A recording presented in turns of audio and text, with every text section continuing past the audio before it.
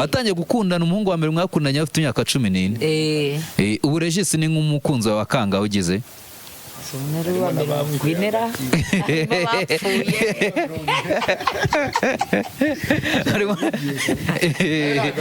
nanjye sibibuka ntabwo bibuka erega ndashaje none nkibaza rero Regis ubu atandukaniye iki ko bantu bose mwagiye mukundana? Ikintu cyo nabonye cyo atandukaniyeho nawe atanga amahoro, ahereza umuntu kwisanzura, mbese afite n'ubwenge bwinshi cyane. Yego, nicyo arusha abandi abarusha ubwenge, akabarusha n'amahoro. Uwo mwakundanaga cyangwa mwabanaga yaguteraga stress?